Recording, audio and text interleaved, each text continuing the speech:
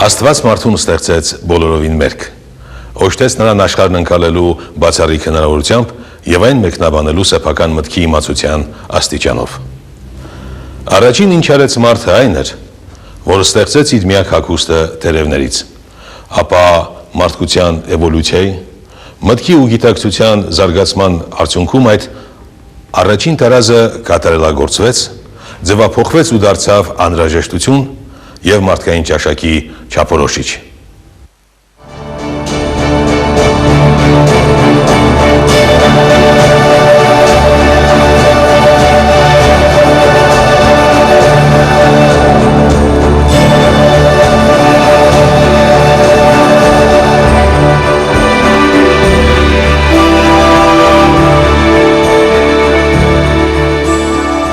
Ազգային տարազ ասելով սովորաբար հասկանում ենք կտորեղենից, գործվածքից, գուցե նաև կաշվից, մորթուց կամ այլ նյութերից եւ զարդեղենից սինթեզված համալիր հագուստ, որը մեր նախնիները ստեղծել, մշակել ու կրել են դարեր շարունակ։ Սակայն համալիր հագուստը համեմատաբար ուշ շրջանի արգասիկ է, որովհետև ենթադրում է մարդու կողմից ճաշակի, մտքի ու ֆիզիկական աշխատանքի զարգացման որոշակի մակարդակի նվաճում։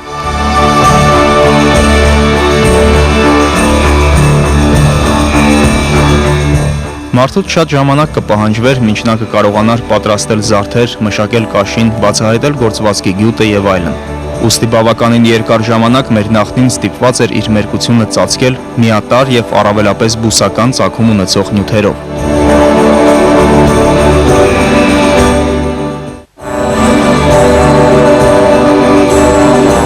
Այդ պրիմիտիվ հագուստը դեռևս հարմար էր ու ինքնաբավ այնքան ժամանակ, քանի դեռ մարդը ապրում էր բնակլիմայական մեղմ պայմաններում եւ առանձնապես չէր հասունացել արտադրական սոցիումում ապրելու համար։ Բուսական ծագում ունեցող չմշակված հագուստը, այն է տերևներ, ծղոտ, արմավենու ճյուղեր եւ այլն, հավաքչության շրջանի անբաժանելի մասն էր։ Երկրագնդի տրոպիկական կանաչ ծածկույթը ապահովում էր նախամարդու թե բուսական սնունդը եւ թե հագուստը։ Այդ մասին անուղղակի հղումներ կան նաև Աստվածաշնչում, ըստ որի Ադամի եւ նրա կենակից Եվայի ստեղծման ու բնակման վայրն էր դրախտային այգին Էդեմը, ուր բուսական սնունդը առկա էր առատությամբ, իսկ հագուստի անհրաժեշտությունը պարտադիր պայման չէր։ Միջնադարի նկարիչները Ադամին եւ Եվային հաճախ պատկերում էին մերկությունը փակած մարմնի պլաստիկ դիրքով կամ էլ տերևներով ու ճյուղերով սքողված։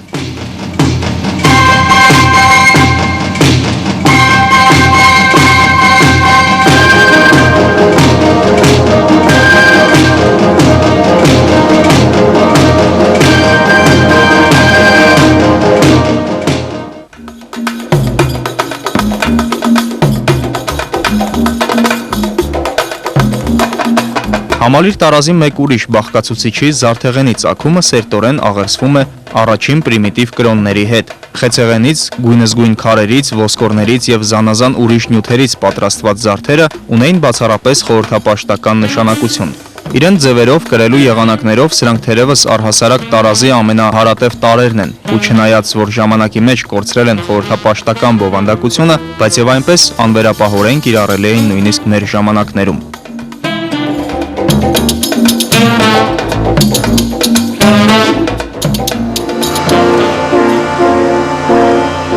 Կենդանական ծագում ունեցող նյութի ներգրավումը հագուստի մեջ նշանակալից էր թե բնակլիմայական նոր պայմանների ի հայտ գալու եւ թե առաջին ակտիվ սոցիումի ձևավորման տեսանկյունից։ Համեմատաբար ցուրտ կենսական տարածքների յուրացումը ստիպեց մարդուն կտրուկ ավելացնել սնունդի մեջ մսի չափաբաժինը, քանի որ այն նպաստում էր օրգանիզմի դիմացկունությանը, խթանում էր ֆիզիկական ակտիվ կյանք վարելու հնարավորությունը եւ այլն։ Բացի միսը, կենդանու մնացորդները եւս իրենց կիրառությունը գտան։ Ոսկորներից պատրաստվեցին զարդեր, աշխատանքային գործիքներ, նաեւ զենք։ Իսկ մորթին կամ կաշվեղենը, ինչպես պարզվեց, գեստավորվելու համար անփոխարինելի էր, մինչ օրս էլ չգերազանցված մեկ այլ օրգանական կամ արհեստական սինթետիկ նյութի կողմից։ Մորթիով եւ կաշիով զրահապատված մարդը հայտնաբերեց իր մեջ բնության սարսափազդու տարերքին դիմագրավելու հավելյալ մի կարողություն՝ զգեստ պատրաստելու ունակությունը։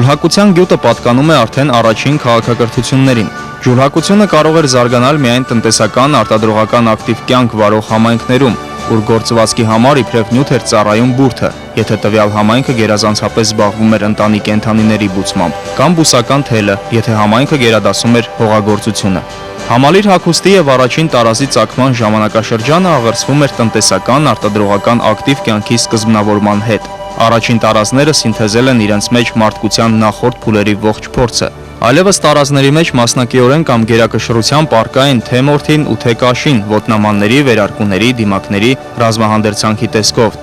թե ակնեղենը, խեցին, մետաղները, զարդերի տեսքով, թե բուսականությունը, ծաղկեպսակների տեսքով, եւ թե գործվածքեղենը, իբրև առանցքային ու անփոխարինելի բաղկացուցիչ։ Վերջինիս հետ միասին լայն կիրառություն գտան զանազան տեսակի օրգանական ու հանքային ներկերը։ Տարազը պարզապես անհնար էր պատկերացնել առանց գունային համադրությունների։ Սակայն հայտնի են նաև այնպիսի օրինակներ, երբ ներկանյութերը իրենք էին ամբողջությամբ փոխարինում տարազը։ Նման կերպ էին հարդարվում Ավստրալիայի աբորիգենները, որոնց համար, ինչպես երևում է, հագուստը չէր կարող ունենալ կիրառական նշանակություն։ Կրոնապաշտամունքային նշանակություն ունեցող զարդանախշերը ներկանյութով արտաբերվում էին անմիջապես մաշկի վրա։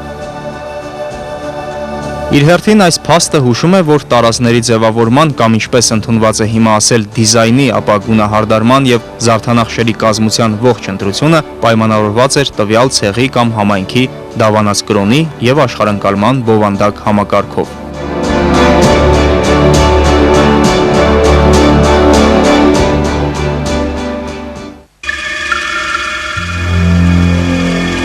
Առաջին պետականությունների ու աշխարհակալ կայսրությունների ստեղծման հետ զուգահեռ տարազի մշակույթը թևակոխեց մի նոր շրջան։ Ազգային տարազները իրենց զարգացումը մղեցին մի շարք առանձին ուղղություններով, թեև գեղչկական հագուստն էր հիմնականում պահպանում ու զարգացնում ազգային տարազի մշակույթը, բայց եւ այնպես արագորեն առաջացած սոցիալ-հասարակական շերտավորումը առաջ քաշեց տարազի տրանսֆորմացիայի խնդիրը բոլոր խավերում։ Ու չնայած մեկ ազգային միավորումին հատուկ սկզբունքային իդենտիկության, տարազը իր զանազանվող առանձնահատկությունները դրսևորեց քաղաքային եւ գյուղական միջավայրերում, պալատական, այսինքն բարձրաշխարհիկ կյանքում, քրմական դասակարգում, բանակում եւ այլն։ Այս նոր փուլը հատկանշական էր նաև նրանով, որ տարազի մշակույթն արդեն իր տևական վերարտադրությունների համար նյութ էր ծառայեցնում ոչ միայն ազգային ընդհանուր մշակույթը, այլև բաց էր օտար մշակույթների համար։ Առևտրական ու քաղաքական կապերը օրըստորեն նպաստում էին այդ գործընթացին։ Ըստ երևույթին գլոբալիզացիա ասածը ամենևին էլ նոր հասկացություն չէ, եւ իր հաղթական քայլարշավն է սկսել դեռևս հին աշխարհում։ Մեր թվարկությունից առաջ երկրորդ հազարամյակի վերջում Բաբելոնն արդեն հռչակված էր իբրև յուրատեսակ տարածաշրջանային գլոբալիզացիոն կենտրոն, որտեղ ստեղծվում եւ որտեղից թելադրվում էր մշակույթը ողջ առաջավոր Ասիային։ Մշակութային էքսպանսիայի կարևորագույն մասն էր կազմում հագուստի տարածումը քաղաքական եւ տնտեսական երկարատև ազդեցության ենթակա շրջաններում։ Նույն կերպ ավելի ուշ նկատվեց հունական տարազի Խամիդի տարածումը բովանդակ միջերկրականի եւ փոքր Ասիայի ժողովուրդների միջավայրում։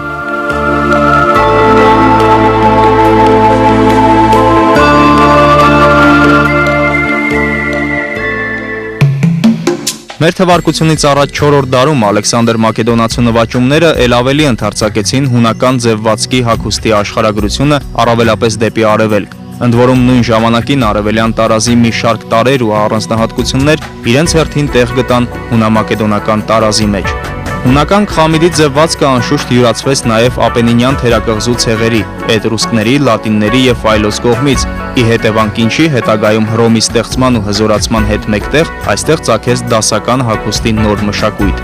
Հռոմեական տոգան ու տունիկան համընդհանուր նորաձևության առաջատարներն էին, որոնց ձևվածքի մեջ սակայն պահպանվում էր հունական հագուստի վաղեմի ազդեցությունը։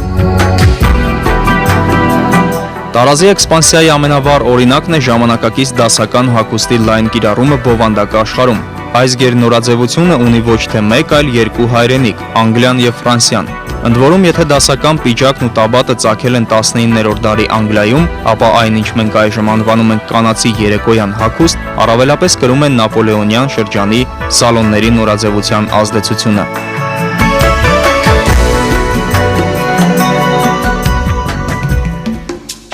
Հնագույն շրջանի հայկական տարազից մեզ հասած տեղեկությունները առանձնապես շատ չեն, բայց արդեն միջնադարից մատենագիրների ու պատմիչների գրչին պատկանող որոշ ուղղակի եւ անուղղակի տեղեկություններ պահպանվել են։ Բացի այդ, բավականին ստույգ եւ հավաստի աղբյուր է մեզ համար հանդիսանում մանրանկարչությունը, որում հագուստի, ոտնամանների, գլխաշորերի ձևվածքից զատ մենք գտնում ենք նաեւ գունային հարուստ համադրությունների տարբերակներ։ Ի տարբերություն հնագույն շրջանի ու վաղ միջնադարի, ուշ միջնադարի տարազի մշակույթը առարկայական է մեզ համար, քանի որ դրա բազմաթիվ նմուշները պահպանվել են մինչ օրս եւ ի ցույց են դրված թանգարաններում։ Տարազը ազգային մշակույթի կարևորագույն տարրերից է, թեև մենք այսօր առօրյա կյանքում ազգային տարազ չենք կրում, այն միևնույն է մնում է մեր ինքնության վկայականը։ Տարազը թաքնված նշանային համակարգ է, որն իր վրա կրում է տվյալ էթնիկ խմբի կամ ազգի հավատալիքները, պատմությունն ու կենսափիլիսոփայությունը ներկայացնող խորհրդանշաններ։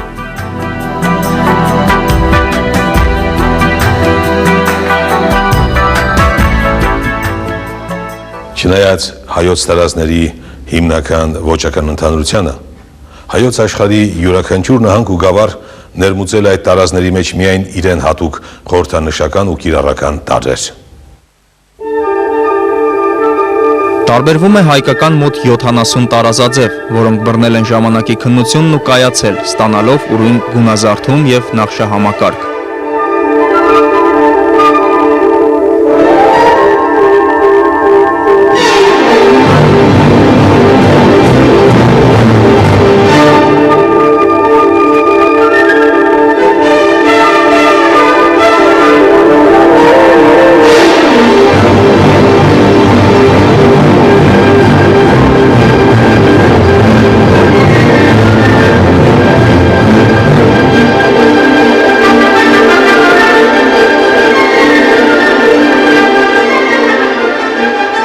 Հայկական ավանդական տարազը աչքի ընկնում նաև իր գեղազարդման ուրույն եղանակով, գունային լուծումներով եւ մեր տարազի համակարգում մենք տարբերակում ենք տարբեր պատմազգագրական շրջանների մեծ համալիրներ։ Արևմտյան Հայաստանում դրանք ուրեմն վասպուրականի փոքր հայքի հայաբնակ շրջանների Վասպուրականի տարազախմբին մոտ է նաև Աղձնիքի տարազաձևը, Կարնու հայերի բարձր հայքի տարազաձևը, որը թեև տեղաբաշխմամբ Արևմտյան Հայաստանում է, սակայն 1828-29 թվականներից հետո մեծ տեղաշարժերից հետո Կարնու հայերի այն տարածվում է նաև եւ Ջավախքում, Ախալքալաքում եւ Ախալցխայում, ինչպես եւ Շիրակի այդ շրջանում։ Եվ իհարկե Կիլիկիայի տարազաձևն է մտնում արևմտյան համալիրի մեջ, արևմտահայկականի մեջ։ Իսկ արևելահայկական տարազաձևերի մեջ մենք առանձնացնում ենք Այրարատի տարազախումբ, Սյունիք Արցախի տարազախումբ, Լորի Գուգարքի, Շիրակին, ինչպես ասեցի, դա որոշակիորեն զուգահեռներ ունի Կարնոհայության տարազաձևերի հետ։ Եվ յուրաքանչյուր տարածաշրջան ունի իր առանձնահատկությունները, դրանք եւ խոսվածքային բարբառի առանձնահատկությունները, դրանք բնության, տնտեսական զբաղմունքների, արհեստագործության որոշակի առանձնահատկություններ, անշուշտ սրանք երևույթներ են, որոնք իրենց ուղղակի կնիքը թողել են մշակույթի համակարգի, այդ թվում նաեւ տարազի վրա։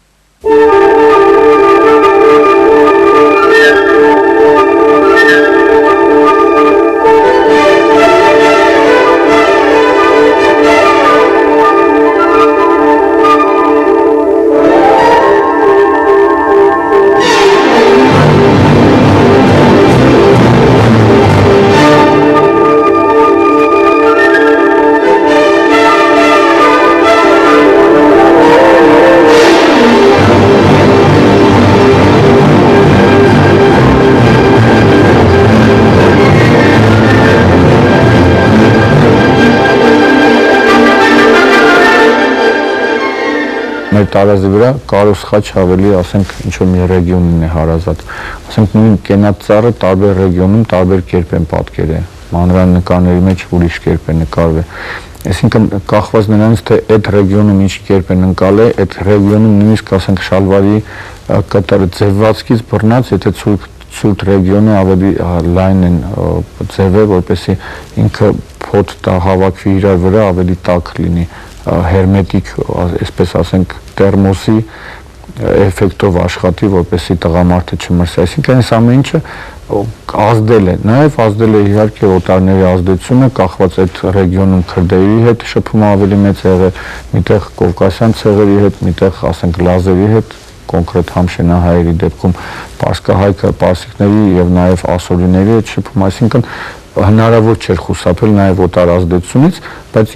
իր բուն հիմքով ինքը ազգային տարազի տարբեր ոնց որ մեր բարբառներն են, ոնց որ մեր պարերն են, նույն լեզվի տարբեր ճյուղեր ներկայացնում, նույն ձևի տարազներն են։ Հայկական տարազը չնայած բազմազան տեսակների տարբերություններին ունի մեկ պարտադիր հիմք։ Այն բաղկացած է ներքնազգեստից, վերնազգեստից, գլխի հարդարանքից, տաք վերնազգեստից և ագանելիքի տարրերից, սռնապան կամ ոտնաման, գուլպա։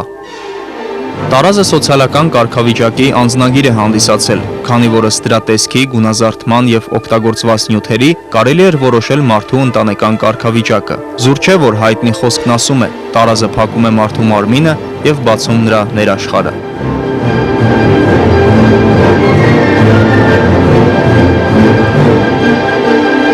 Ավանդական կենցաղում կարելի էր նաև պատկերացում կազմել կրողի հոգեկան իրավիճակի մասին, որովհետև այրու հագուստը բոլորովին այլ է, այն զերծ է պաճուճանքներից, զարդարանքներից և մուգ գույներն են գերիշխում նրա ընդհանրապես հագուստի մեջ, իսկ հարսանեկան հագուստը իրավացիորեն համեմատվում է ծաղկող ծառի հետ, որովհետև կրողը նման խորհուրդ ունի, այսինքն ավանդական կենցաղում ընդհանրապես հասարակությունը ամեն ինչի վրա հատուկ ուշադրություն դարձնում էր եւ հետաքրքիր է որ տարազը ինքը լինելով նյութական մշակույթի տար հստակորեն դրսևորում է նաեւ ոչ նյութական մշակույթի առանձնահատկություններ այստեղ հստակորեն երևում են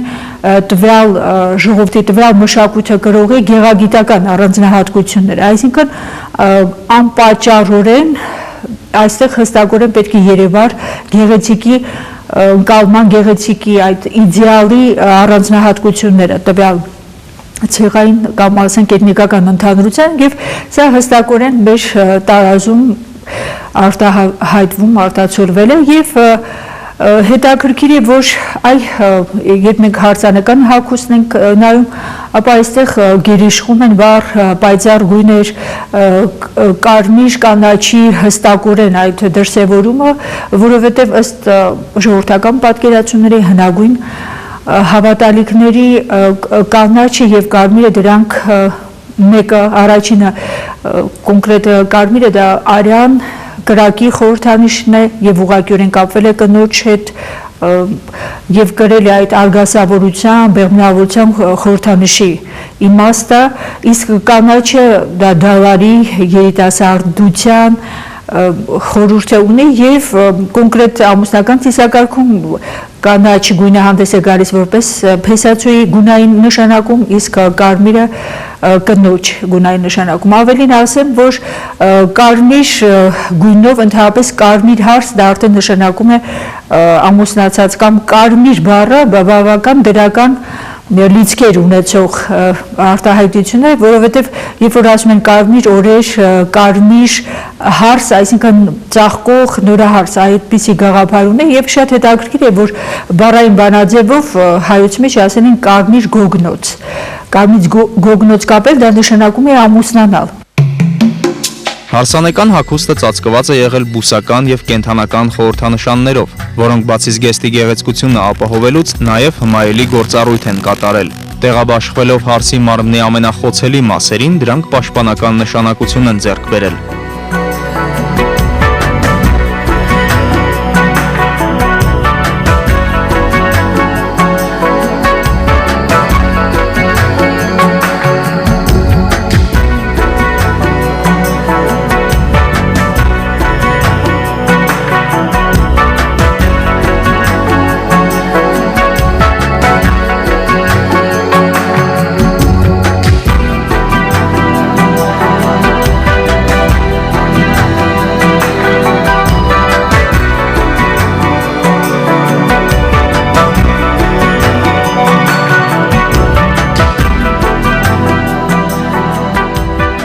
Տարազը հանդիսացել է տվյալ ժողովրդի գեղեցիկի ընկալման մարմնավորումը, ըստ դրա տարբեր վայրերում կարևորվել են հագուստի տարբեր պարագաներ։ Վասպուրականի տարազներին հատուկ է կնոջ ասեղնագործ գլխաշորը, իսկ զգեստը ամբողջությամբ կարպետագործ է։ Կարնո հայերի զգեստները ունեն վզի խորը օվալաձև բացվածք, որը ծածկվել է հատուկ մետաքսե գործվածքով։ Կարևորվել են նաև զարդանախշված գոգնոցը եւ գոտին, որի վրա ասեղնագործ բարեմաղթանքներ են գրվել։ Եթե կրողը հայտնի է եղել, նշվել է նաև նրա անունը, եթե ոչ, գրվել է միայն ի վայելումն կապողի արտահայտությունը։ Գլխի հարդարանքը կարինում աչքի է ընկել ոսկու եւ մարգարտի առատությամբ։ Այստեղ հատկապես պահպանվել են միջնադարյան ավանդույթները։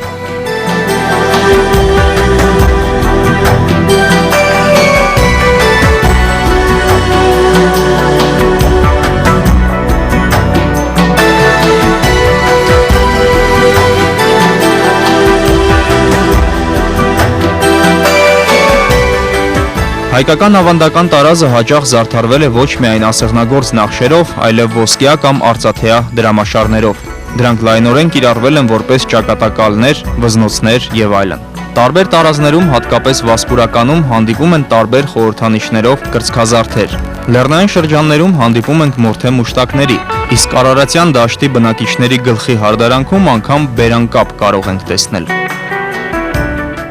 Գյուղական միջավայրում, թե քաղաքային միջավայրում մեր հայկական ավանդական տարազը ունեցել է շատ ինքնատիպ գունային լուծում, շատ հետաքրքիր է եւ բարեբախտաբար դա ոչ միայն ես եմ ասում, այլ 19-րդ դարի վերջին Ֆրանսիայից եկած բավական այդ նորաձևության հայրենիքի տիկինները շատ բարձր են գնահատել հայկական ավանդական տարազի գունային լուծումները, խոսքը Ախալցխայի տարազի մասին է, իսկ վասպուրականի տարազի մասին այդ Վրձնի հրաշալի գիտակ Վարդգես Սուրենյանցը ասել է, որ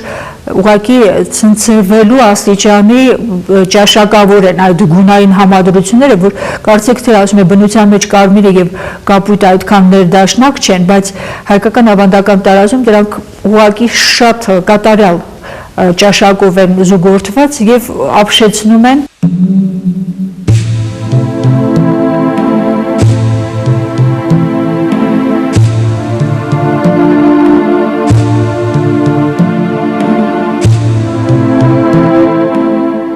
Ես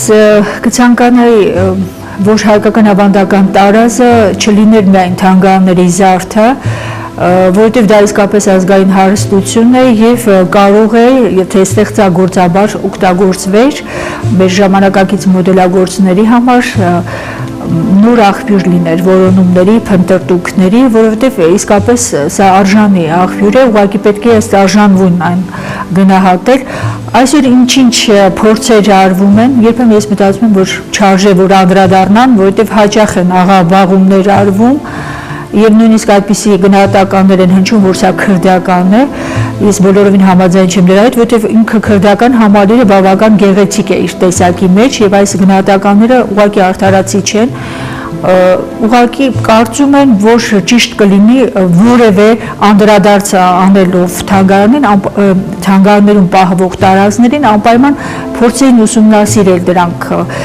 որովհետեւ երբ որ դա պարզապես կրկնօրինակում է, պատճենում է, դրա համար հաճախ դա անհաջողությամբ է պսակվում։ Այսինքն պետք է իրապես ստեղծագործաբար մոտենալ եւ հաջողությունը ուղղակի ինձ թվում է այն երկբայորեն կլինի, որովհետեւ մեր տարազը այդ հնարավորությունը տալիս է։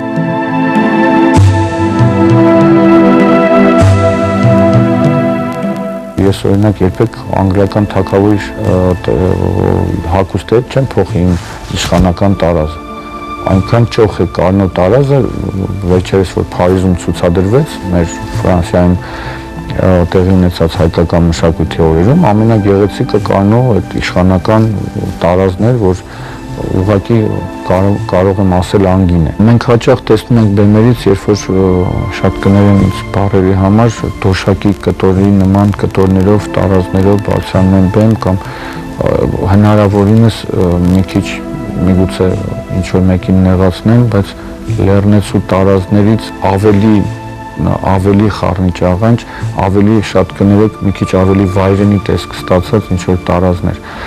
Ես ոչ թե դեմ եմ, որ մենք լեռնեցի ենք ունեցել, ես հակառակը հենց ինչի համար եմ կողմ, ասենք, տարբեր բարբառների, որտեղ մեր ազգի ամբողջականությունը պիտի լինի։ Ինչի համար եմ կողմ, որ մեր ամեն տեսակը երևա, բայց չի կարելի ներկայացնել մենակ Կեղճուկին, չի կարելի ներկայացնել մենակ այն մարդուն, որ լեռնեցի եղել եւ կիսա հագնված, այսինքն պատառոտված, կարկատված շորով եւ կիսագրագետ խոսացող, բայց չէ՞ որ մենք ունեցել ենք քաղաքային ֆոլկլոր, մենք ունեցել ենք իշխանական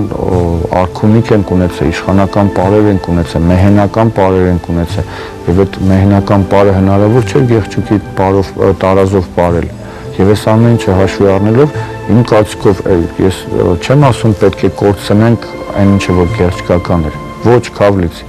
բայց դրան զուգահեռ պետք է ներկայացնել այն ինչը որ իրոք մեր ամենաներկայանալիք դեմքը պետք է լիներ։